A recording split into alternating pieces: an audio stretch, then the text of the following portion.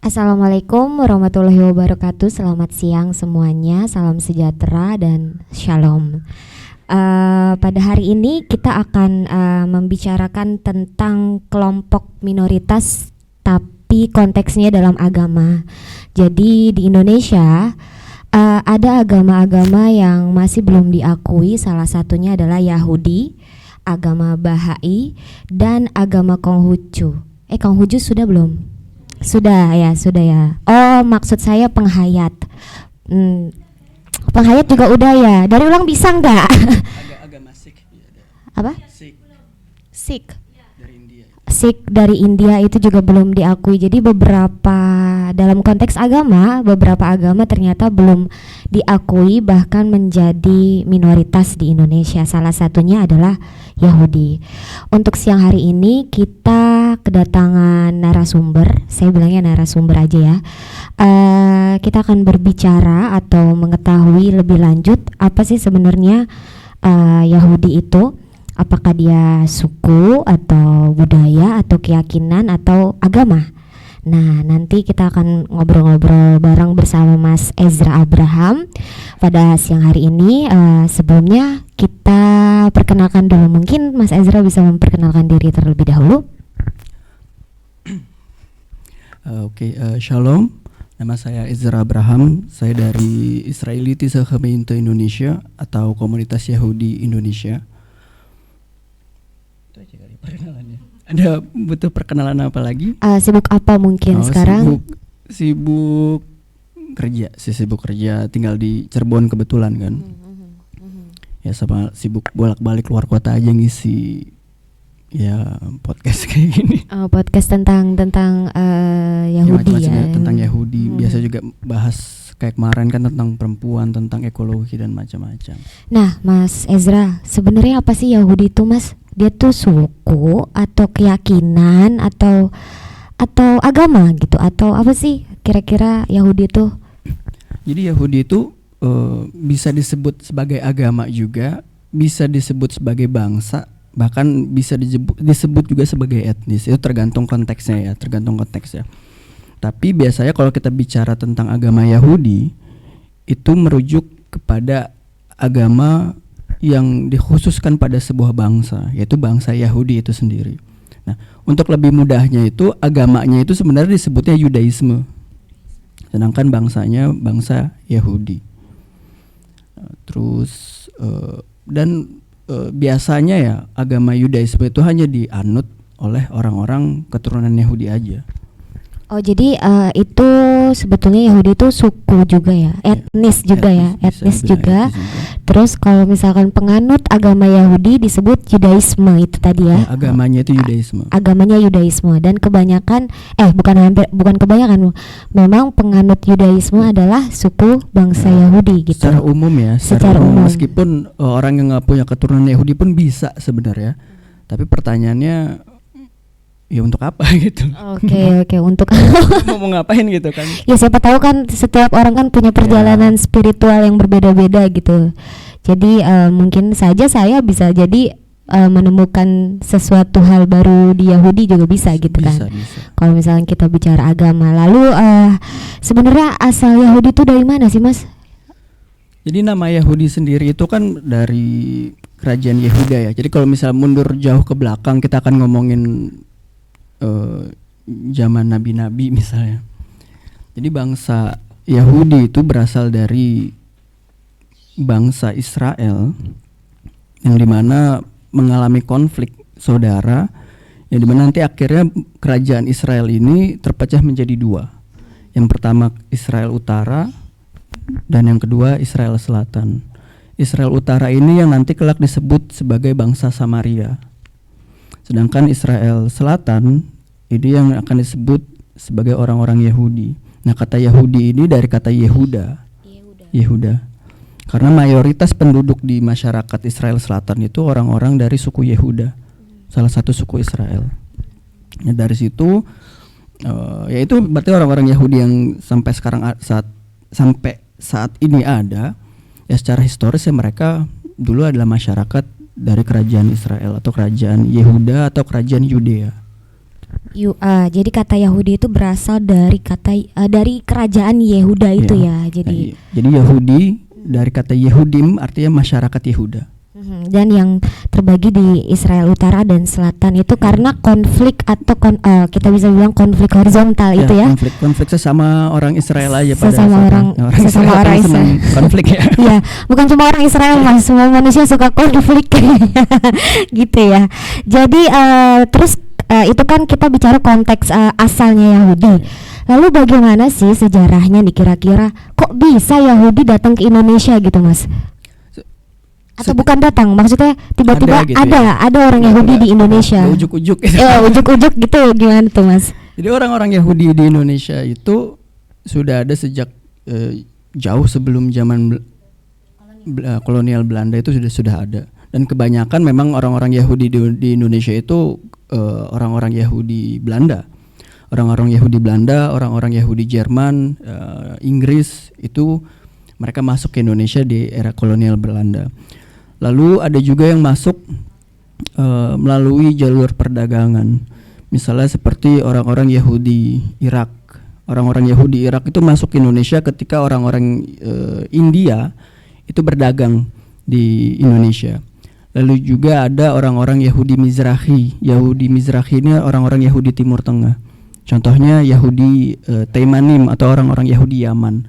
Orang-orang Yahudi Yaman ini masuk ke Indonesia waktu ya saudara-saudara kita ya yang dari Arab Yaman, dari Hadramut itu masuk ke Indonesia juga. Itu banyak orang-orang Yahudi yang masuk.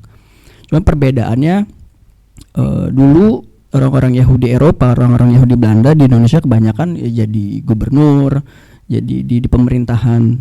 Sedangkan kalau orang-orang Yahudi yang bukan Eropa kebanyakan mereka berdagang, berbisnis. Nah dari situ orang-orang Yahudi di Indonesia membuat komunitas.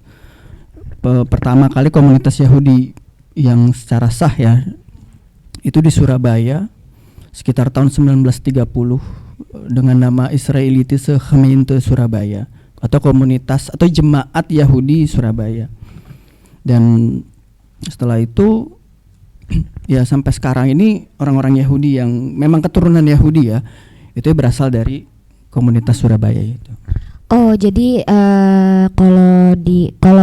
kalau kita bicara sejarah masuknya orang Yahudi itu ada yang melalui perdagangan, juga memang dari orang-orang Belanda yang sudah atau keturunan bangsa Yahudi gitu ya. Iya, gitu betul. seperti itu. Dan kalau yang saya baca waktu itu di BBC, salah satu alasan kenapa mereka semua menyebar akhirnya karena politik inkuisisi Spanyol yang di situ dikuasai oleh gereja Katolik. Benar gak sih mas kalau kayak gitu mas? Salah satu faktornya itu, tapi yang mengalami penyebaran karena inkuisisi Spanyol itu hanya terjadi oleh orang-orang Yahudi Sefardi. Nah, Sefardi ini artinya Spanyol. Dan kebetulan saya termasuk Sefardi. Saya dulu lari ke Belanda karena diusir dari Spanyol kan karena dikasih pilihan masuk Katolik, pergi atau mati. Jadi leluhur nenek saya lari ke Belanda. Dan dari Belanda sini mereka anak cucu. Nah, salah satu keturunannya nenek saya yang lari ke Indonesia. Nah, yang mungkin ini sedikit yang saya ketahui adalah bangsa Yahudi juga bisa bahasa Arab ya mas ya, karena memang dari sana juga banyak kan Bahasa Arab. Arab. Oh iya, bahasa Arab. Bahasa Arab itu tapi ini ya, misalnya kayak Sefardi, misalnya Yahudi Sefardi itu memang biasanya bisa bahasa Arab. Bahkan mereka membuat bahasa baru namanya Judeo-Arabik. Itu campuran bahasa Ibrani dan bahasa Arab. Kalau Yahudi Eropa misalnya kayak Askenazi, itu mereka juga bikin bahasa baru. Jadi bahasa itu mereka akhirnya punya bahasa sendiri. Oke. Jadi Yahudi tuh banyak ya teman-teman, ada Askenazi, ada Separdi, lalu Mizrahi dan lain sebagainya. Seperti di agama-agama lainnya juga punya seperti itu. Dan yang di Yahudi Separdi ini mereka punya kemampuan berbahasa Arab dan menjadi penerjemah untuk VOC. Bener gak mas waktu itu di zaman kolonial waktu pas kedatangan mereka ke Indonesia itu kebanyakan Yahudi Separdi ini menjadi penerjemah untuk VOC dan British East India Company. Iya, karena kebanyakan karena orang-orang Yahudi itu kan memang sudah terbiasa menguasai beberapa bahasa ya. Ya bukan zaman VOC aja sebenarnya. Sejak zaman dulu waktu kerajaan Ottoman pun orang-orang Yahudi juga punya pengaruh. Biasanya pengalih bahasa di bidang keuangan juga. Administratif gitu ya. Orang-orang Yahudi memang biasa bekerja seperti itu. Dan waktu zaman VOC pun ya banyak orang-orang Yahudi Sefardi yang banyak membantu. Iya, banyak membantu Belanda gitu ya, kita katakan seperti itu. Jadi yang perlu teman-teman ketahui, ini juga aku perlu konfirmasi juga, apakah betul Mas sinagog atau tempat beribadahnya orang Yahudi itu cuma satu di Indonesia? Saat ini ya cuma satu. Dan itu ada di Sulawesi, di Sulawesi Utara, di Manado tepatnya. Di Tondano, tepatnya di Tondano. Jadi cuma satu loh. Bagaimana ini teman-teman? Sinagog cuma satu dan itu cuma ada di Sulawesi. Nah, itu gimana cara beribadah orang-orang Yahudinya untuk yang nggak berada di wilayah Sulawesi? Sebenarnya nggak harus di rumah ibadah ya. Sama kayak misal teman-teman Muslim, kalau misalnya jauh dari masjid atau misalnya nggak ada masjid, ya mereka bisa berdoa di rumah. Cuma kalau di Yahudi itu kan untuk bisa berdoa berjamaah itu minimal 10 orang. Jadi kalau tidak ada lebih dari 10 orang ya kita doa sendiri-sendiri. Oh, jadi di rumah juga bisa ya Mas ya? Di rumah masing-masing juga bisa. Gitu.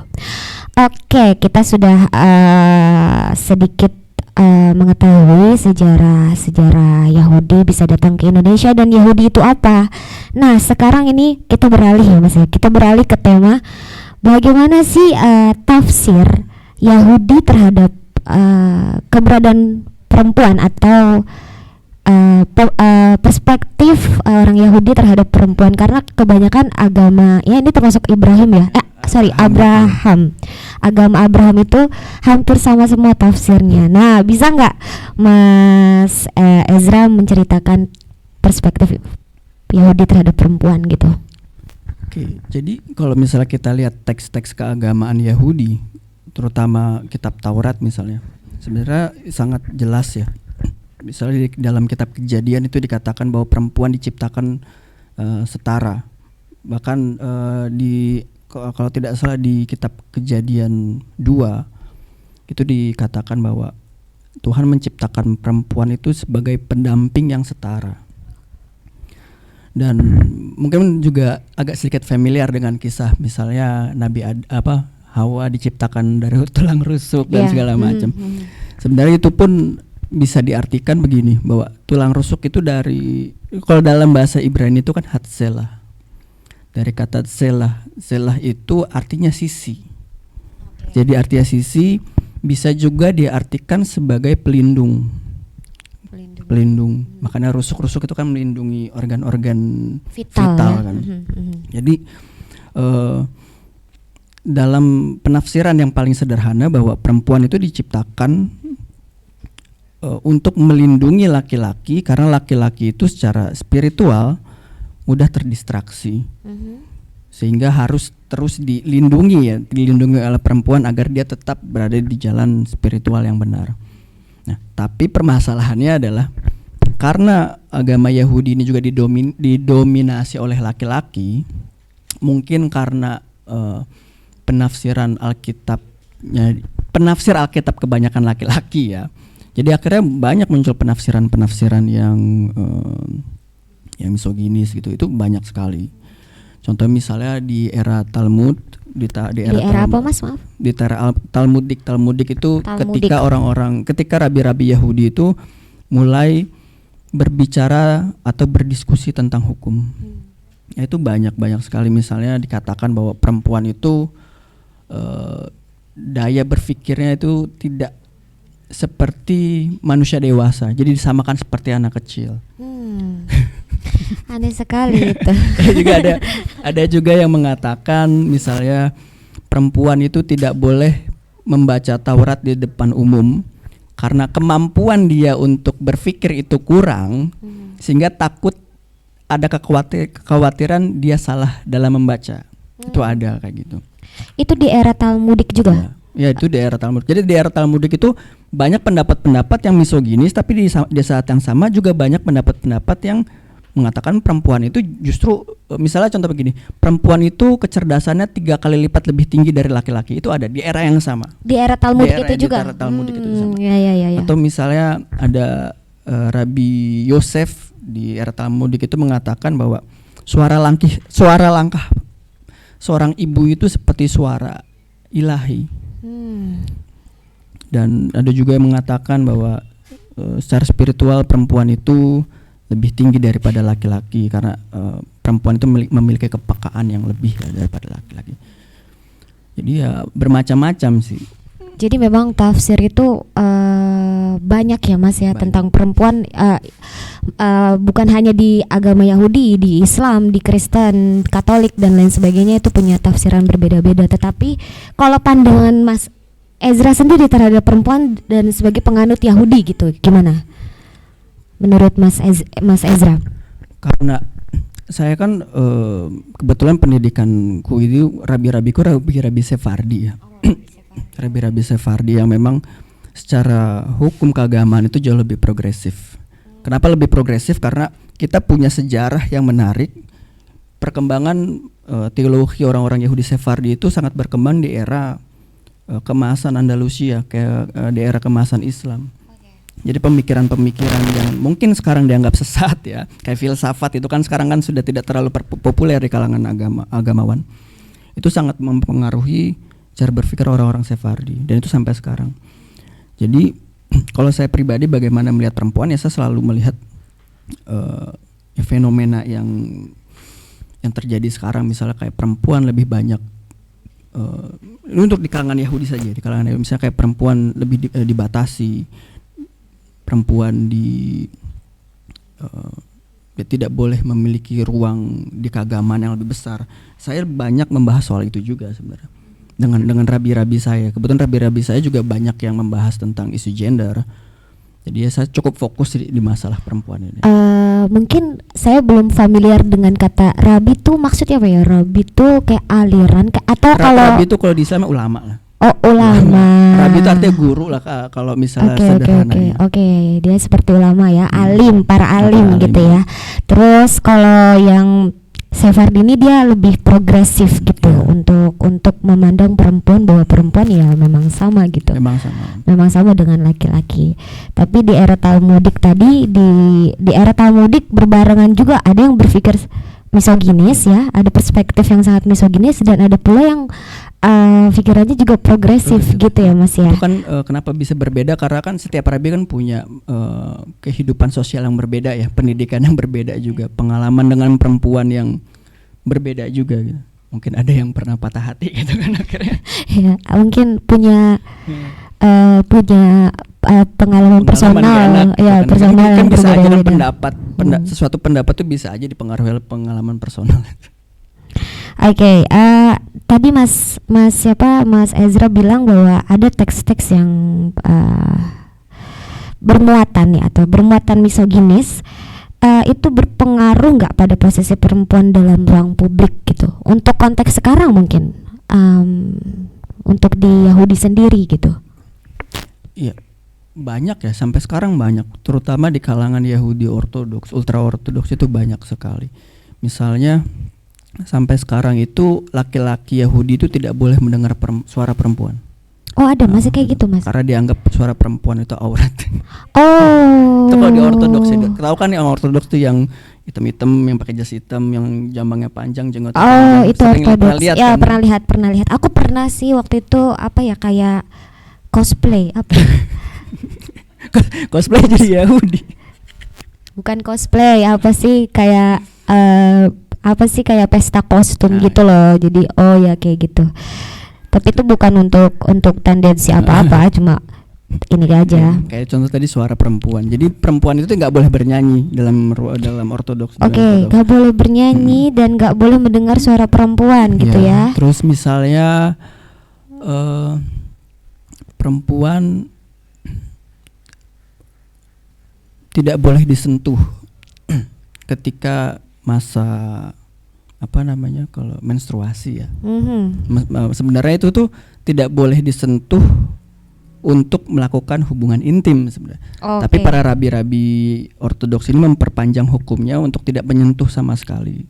Oke, nah kalau di agama Muslim Islam, setahu saya juga masih minim pengetahuannya.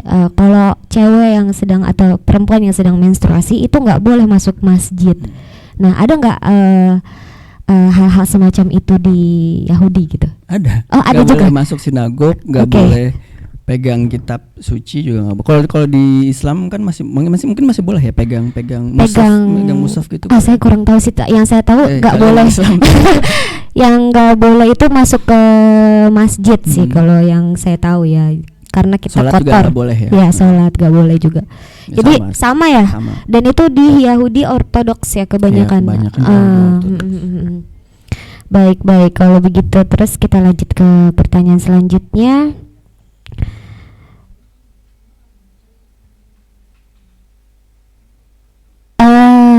Ada nggak? Ini kan kita berbicara soal posisi perempuan dalam agama Yahudi gitu. Dan ada nggak upaya-upaya teman-teman atau penganut agama Yahudi untuk untuk merekonstruksi ulang tentang keberadaan atau posisi perempuan dalam agama Yahudi gitu. Upaya-upaya yang sudah dilakukan tuh apa, Mas? Kira-kira, Mas? Upaya-upaya itu sebenarnya udah ada ya, terutama di kalangan Yahudi Sephardi. Itu lebih yang sudah progresif ketika di era pencerahan Eropa, mereka jauh lebih progresif lagi. Memang munculnya di situ. Itu menjadi titik mulai perubahan rekonstruksi hukum-hukum Yahudi itu memang ada. Hanya saja karena orang-orang Yahudi ortodoks atau ultra ortodoks ini jauh lebih mendominasi. Bahkan kalau kita bicara soal Yahudi itu stereotipnya kan orang-orang ortodoks ya. Iya, Di betul. kalangan kita bahkan Iya. kalau Yahudi pasti mikirnya dia pakai topi hitam, Iya. rambutnya panjang. Bahkan di kalangan non Yahudi aja pun mereka mendominasi gitu. Iya, seperti itu. Dan itu tetap kita mendapatkan perlawanan dari mereka, tetap mendapatkan pertentangan bahwa penafsiran ini sudah final menurut mereka. Penafsiran ini Absolut sudah gitu ya. absolut. Padahal kan penafsiran ya. Penafsiran itu kan harus terus berubah seiring perjalanannya waktu. Harus dinamis ya, Harus Mas ya. dinamis, nggak bisa kamu hidup di zaman sekarang dengan penafsiran mungkin 1000 tahun yang lalu itu kan nggak bisa. Tapi ya di kalangan Sephardi itu selalu ada penafsiran ulang. Bahkan Rabi saya sendiri yang di London itu Rabi Yosef Dweck bahkan bukan hanya berbicara soal perempuan, tapi juga seperti teman-teman LGBT pun juga dibahas. Rabi saya pun membahas bahwa meskipun secara teologi kita tidak bisa mendukung mereka ya secara perilaku seksualnya atau orientasi seksualnya, tapi komunitas Yahudi Sephardi itu sudah sejak lama menerima mereka sebagai anggota komunitas. Jadi di anggota komunitas ada juga ya? Ada. Kita tidak pernah mempermasalahkan itu. Karena itu ya kehidupan pribadi kamu yang tidak bisa kita masuki. Dan itu banyak sekali penafsiran ulang, penerimaan ya, terutama penafsiran tentang perempuan dan hal-hal yang lain di kehidupan sosial. Aku jadi penasaran sih, Mas. Kan kayak misalkan di Islam gitu ya. Aku cuma bisa bicara Islam karena ini aja Islam KTP ya guys ya. Jadi jangan di ini. Kalau di Islam itu kan ada kayak organisasi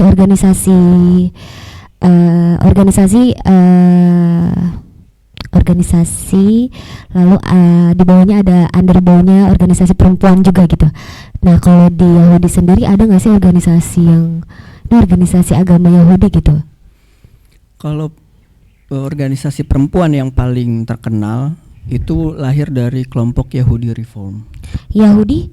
Reformasi. Oke. Itu pecahan dari Ortodoks ya. Jadi orang-orang dulu di Jerman itu ada sekelompok orang-orang yang tidak setuju dengan cara beragama orang-orang Ortodoks. Akhirnya mereka membuat sebuah denominasi baru. Namanya Yahudi Reformasi. Nah, ada dari Yahudi Reformasi ini akhirnya muncul namanya kalau tidak salah nama organisasinya itu Women for the Wall. For the Wall, tembok. for the World. Oke, Women for the World. Mereka itu memperjuangkan hak-hak perempuan, terutama dalam kesetaraan untuk beribadah. Itu munculnya kapan, Mas? Kira-kira? Di tahun, kalau tidak salah di tahun 80-an ya. Tahun 80-an itu waktu ada kongres feminis Yahudi di Amerika. Oh, kongres. Oke, kongres. Itu kongres perempuan ya? Iya, kongres perempuan, tapi semuanya Yahudi. Oke, kongres perempuan Yahudi di Amerika. Di Amerika. Wow, ini menarik sekali. Jadi mereka, apa yang mereka perjuangkan? Organisasi perempuan itu apa yang mereka perjuangkan pada saat itu? Mereka memperjuangkan kesamaan hak mereka dalam beribadah. Misalnya contoh, orang-orang Yahudi yang laki-laki itu kan biasa berdoa di tembok ratapan ya, yang di Israel itu. Perempuan kan nggak boleh. Oh, perempuan nggak boleh? Perempuan biasa di bagian yang paling kecil. Oke. Kadang nggak kebagian tempat. Waduh. Dan mereka ini yang orang-orang Yahudi Reform ini, mereka memperjuangkan bahwa saya juga punya hak untuk berada di tembok itu gitu. Oh. Terus juga misalnya memperjuangkan hak untuk sama-sama membaca Taurat di depan umum. Sama-sama membaca Taurat di depan umum itu konteksnya apa tuh? Di depan umum itu maksudnya? Ketika ibadah. Jadi kalau di Yahudi itu ketika beribadah misalnya di hari Senin dan Kamis, orang-orang Yahudi itu akan membuka kitab gulungan Taurat. Taurat itu kan bentuknya gulungan. Dan itu akan dibaca oleh laki-laki. Harus laki-laki gitu. Nah, perempuan-perempuan ini ingin juga, perempuan juga boleh dong. Kalau itu kitab suci kita juga gitu. Masa kita nggak boleh? Iya. Nah, mereka memperjuangkan hak mereka untuk membaca kitab Taurat yang sama. Terus juga memakai tefilin, misalnya tefilin tuh yang kain itu ya, yang diikat. Itu hanya boleh laki-laki pada perempuan sebenarnya boleh, cuma tidak wajib. Oh iya. Cuma mereka ingin bahwa ya ini ingin apa ya? Ingin menjadi hukum mereka secara mutlak juga gitu. Meskipun tidak dilarang sebenarnya. Oke, jadi upaya-upaya seperti itu tuh sudah dilakukan ya. Ini ada gerakan perempuan lah, kita sebut gerakan perempuan Yahudi yang ingin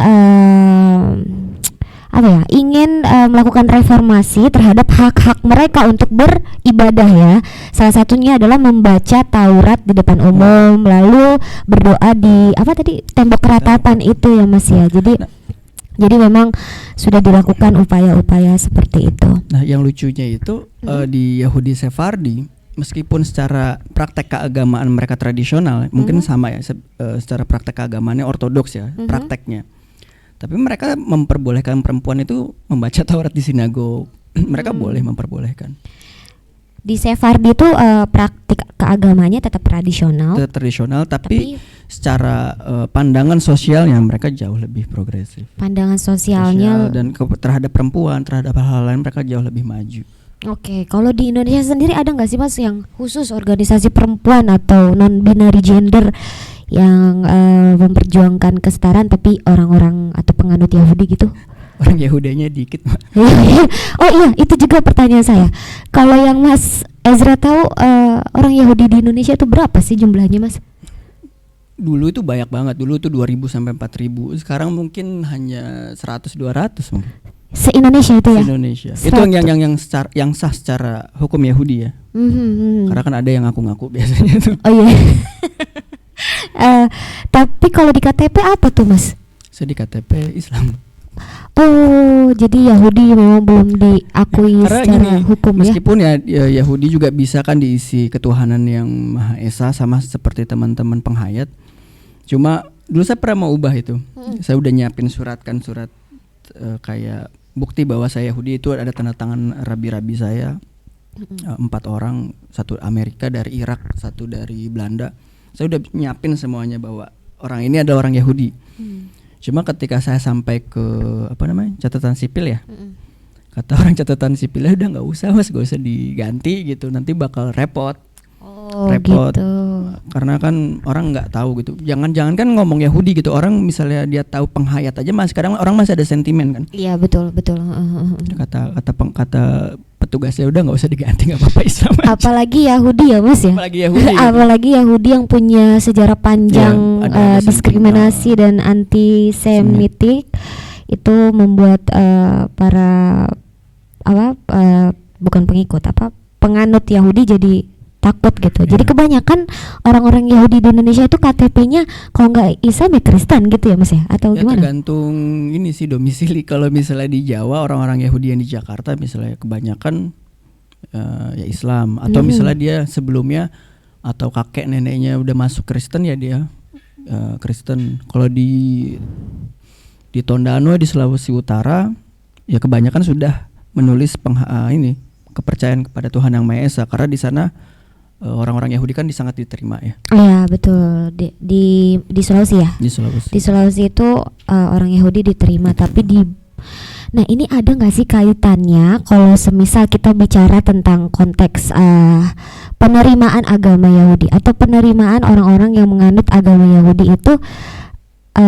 karena politik wilayah. Jadi ada gerakan Semitis itu kenapa sih Mas gitu? Kok bisa didiskriminasi? Kalau di Indonesia itu kenapa agama Yahudi nggak ada itu karena kesalahan dari para orang-orang Yahudi di masa lalu ya. Karena dulu agama Yahudi itu ada di Indonesia, itu ada di KTP itu ada namanya agama orang-orang Israelit. Ada dulu ada. Israelit. Oh Israelit, oke. Tapi waktu pasca pemberontakan G30 SPKI itu kan akhirnya pemerintah ingin mengorganisir agama-agama yang ada. Bahkan salah duanya itu Hindu dan Buddha. Bahkan Hindu dan Buddha kan bukan agama kan pada saat itu. Kan, mereka bahkan harus memaksa membuat teologi mereka secara terburu-buru. Dan akhirnya mereka mendaftarkan. Nah, kesalahan orang-orang Yahudi pada saat itu mereka tidak mendaftarkan. Tidak mendaftarkan karena kebanyakan orang-orang Yahudi di Indonesia itu akhirnya melarikan diri. Karena ada sentimen orang-orang Yahudi. Jadi ada yang akhirnya pergi ke Amerika, ada yang ke Australia, ada yang ke Israel pada saat itu. Jadi nggak sempat didaftarin aja sebenarnya. Oh, jadi gitu teman-teman sejarahnya. Kalau misalkan kenapa kok Yahudi belum masuk? Ternyata sejarahnya waktu pasca G30 G30 SPKI ternyata orang-orang Yahudi di sini kebanyakan melarikan diri ke luar negeri luar negeri dan tidak sempat mendaftarkan agama Yahudi gitu. Tapi yang menarik adalah agama apapun pasti punya gerakan reformis atau gerakan yang progresif untuk membela atau bukan membela ya, untuk bahasanya untuk pembaharuan kesetaraan gitu, memperjuangkan kesetaraan perempuan. Dan di Yahudi pun itu terjadi gitu dengan adanya tadi organisasi Yahudi Reformasi yang melahirkan organisasi perempuan Women for the World pada tahun 80-an, dan itu berpengaruh nggak Mas? Akhirnya bisa nggak tuh perempuan baca Taurat di depan umum pada saat itu atau sekarang gitu? Sekarang bisa, sekarang bahkan bisa, dan tapi meskipun masih sering ada keributan. Jadi kalau misalnya ada berita di Yerusalem di tembok ratapan ada keributan, itu yang ribut orang-orang Yahudi sendiri gitu. Karena ya itu pembacaan karena perselisihan orang-orang Ortodoks dengan orang-orang Reform ini. Tapi bisa meskipun harus masih dijaga polisi. Tapi akhirnya diperbolehkan, akhirnya kepolisian di Israel memperbolehkan, bahkan membantu mereka untuk melakukan apa yang teman-teman dari Women for the World ini mau. Itu menarik banget ya obrolan kita siang ini. Jadi agama apapun pasti punya tafsir yang berbeda-beda gitu. Kayak misalkan mungkin di Islam mazhab ya, kalau teman-teman mungkin kenal itu mazhab aja udah banyak banget. Terus organisasi juga itu berpengaruh terhadap praktik beribadah kita sehari-hari di Muslim. Dan termasuk juga di Yahudi. Ternyata di Yahudi Sephardi ya Mas ya. Sephardi itu cukup progresif dalam pandangan sosialnya, cukup progresif walaupun praktik keagamanya tetap tradisional gitu. Jadi mungkin di sini teman-teman ada yang mau tanya? Ini ada sisi pertanyaan nggak? Ada yang mau tanya dulu mungkin di sini? Any questions? Ada yang mau tanya?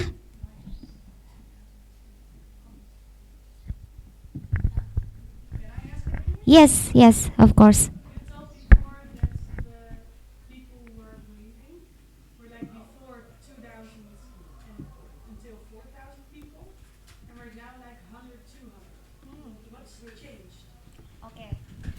Oke, ada pertanyaan dari Mbak Dion. Mbak Dion itu dari Belanda, dia volunteer.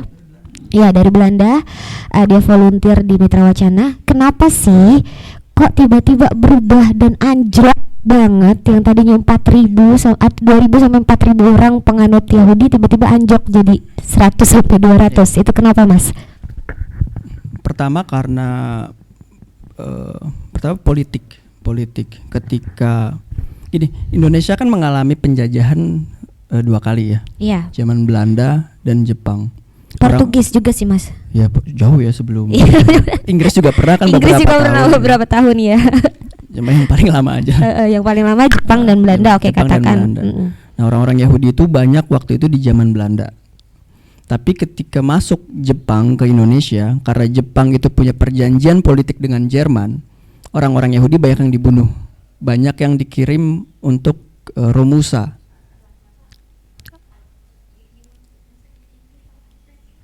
Translate aja. Jadi jawabannya adalah jadi Indonesia apa diterusin dulu, Mas? Terusin dulu. Diteruskan dulu. Nah, setelah berkurangnya itu karena persekusi Jepang, satu. Kedua, ketika Indonesia merdeka, itu ada rasa nasionalisme di kalangan masyarakat Indonesia.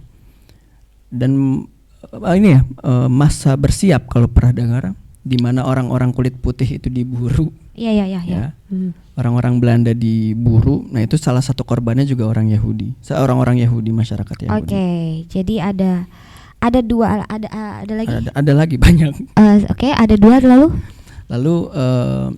Nah, karena peristiwa-peristiwa ini dan akhirnya puncaknya sampai di tragedi yang 65 itu, orang-orang Yahudi merasa bahwa ini tidak akan aman untuk tetap tinggal di Indonesia. Akhirnya banyak yang memutuskan untuk pergi. Oke. Untuk pergi, ada yang ya itu sampai saya bilang ada yang ke Amerika. Bahkan di Amerika itu ada komunitas Yahudi yang isinya orang-orang Yahudi Indonesia. Oke, ya. Jadi, karena dia merasa tidak aman di negaranya sendiri. Jadi mereka, jadi di Amerika itu ada satu sinagog namanya Kahal Yosef. Itu orang-orang Yahudi Sefardi yang punya, orang-orang Yahudi Sefardi yang dulu di Indonesia. Mereka membuat komunitas baru di Amerika karena di Indonesia nggak merasa tidak aman. Jadi pertanyaan tadi yang saya simpulkan adalah kita mengalami katakanlah kita memang banyak dijajah, tapi yang paling membekas atau yang paling parah itu adalah ketika masa penjajahan Belanda dan Jepang. Nah, di Jepang ini orang-orang Jepang ini banyak melakukan perjanjian dengan orang Jerman nih, Mas. Dengan secara politik mereka secara politik gitu. Dan akhirnya orang-orang Yahudi yang ada di Indonesia itu dikirim ke Jepang untuk menjadi pekerja Romusha. Lalu pada saat penjajahan Belanda di fase masa bersiap adalah ketika nasionalisme orang-orang Indonesia mulai muncul pasca kemerdekaan 45, itu banyak sekali orang-orang Belanda yang diburu. Salah satunya adalah orang Belanda yang menganut agama Yahudi gitu. Jadi itu salah satunya. Lalu politik Israel Palestina juga mempengaruhi. Itu juga masalah politik Israel dan Palestina yang sebenarnya ya, Mas ya, kalau saya simpulkan itu sebenarnya bukan perang agama ya, tapi wilayah ya. Gini, misalnya kalau kita ngomongin Zionisme itu sendiri kan, pendukung Zionisme itu nggak semuanya orang Yahudi. Betul. Misalnya contoh di perang kemerdekaan Israel itu, tentara-tentaranya waktu itu kebanyakan orang Arab Muslim Beduin. Bahkan sampai sekarang pun petinggi-petinggi tentara Israel itu kebanyakan orang-orang Arab Muslim. Oke. Dan aktivis-aktivis Zionis di Israel juga kebanyakan ya orang-orang Arab Kristen. Contoh yang paling terbaru itu Februari kemarin ada tokoh Arab Kristen namanya Yosef Haddad. Dia membuat demo di salah satu kota di Israel, Tel Aviv. Dia demo di depan universitas yang mayoritas itu mahasiswanya adalah Arab Palestina. Dia bilang gini, kalian tuh orang-orang munafik, kata Yosef Haddad ini. Kalian anti Israel tapi mencari gelar di Israel gitu. Jadi memang benar murni politik, tidak memandang agama ras, siapa. Bahkan di Palestina sendiri misalnya di Bethlehem itu kan mayoritas Muslim ya. Iya, betul. Tapi di Bethlehem itu orang-orang Muslim yang kebanyakan adalah orang-orang keturunan Yahudi. Ya. Dan mereka juga berperang, maksudnya di pihak Palestina gitu. Ya. Dia tidak ada urusannya sih sama agama gitu. Gak ada urusannya sama meskipun agama. Ya sama seperti di Indonesia, kadang agama sering ditarik kan ke ya, dalam sebagai masalah politik. Ya, betul sekali. Jadi memang ya itu tadi ya teman-teman, kenapa bisa kok tiba-tiba anjlok jadi cuma 200 sampai 400 orang 200 sampai 400 orang doang dari 2000 sampai 4000 tadi, karena banyak faktor, salah satunya adalah konflik Islam dan Palestina ya Mas. Kesimpulannya adalah bahwa tadi ya dari percakapan kita pada siang hari ini adalah bagaimana orang Yahudi atau penganut Yahudi, orang yang beragama Yahudi juga memikirkan hak-hak perempuan gitu. Semua agama menurutku punya andil besar dalam gerakan progresif perempuannya. Tapi karena ada banyaknya konflik dan politik yang terjadi pada hari ini, akhirnya membuat isu-isu itu dipelintir. Jadi konflik agama atau konflik horizontal itu sendiri gitu. Lalu banyak juga aliran-aliran agama di Yahudi yang progresif walaupun pada praktiknya itu tetap tradisional. Dan perjuangan teman-teman atau penganut Yahudi adalah dengan akhirnya perempuan bisa membacakan kitab Taurat di depan umum, terus bisa bisa berdoa di tembok ratapan. Itu merupakan perjuangan yang tidak bisa kita hilangkan begitu saja gitu. Termasuk juga perjuangan-perjuangan teman-teman di Katolik, di Kristen, di Islam untuk memperjuangkan hak-hak perempuan dan kaum minoritas lainnya gitu. Jadi ini obrolan yang sangat menarik dan aku banyak sekali mendapatkan informasi tentang Yahudi. Jujur aja aku belum pernah ngobrol langsung sama orang Yahudi. Orang Yahudi yang ada di Indonesia, kebanyakan orang Yahudi tuh aku temunya tuh orang Belanda atau orang luar gitu. Dan alhamdulillahnya kita bisa di sini kumpul bareng-bareng dan mendiskusikan tentang tafsir agama Yahudi terhadap perempuan seperti itu. Gitu kali ya Masnya mau nambahin mungkin? Enggak. Oh sudah. Terima kasih banyak Mas Ezra. Sama-sama. Semoga kita bisa diskusi di lain waktu, dan terima kasih teman-teman sudah menyaksikan ini semua. Saya tutup. Assalamualaikum warahmatullahi wabarakatuh. Salam sejahtera, shalom, Om Swastiastu, dan salam budaya. Sampai jumpa.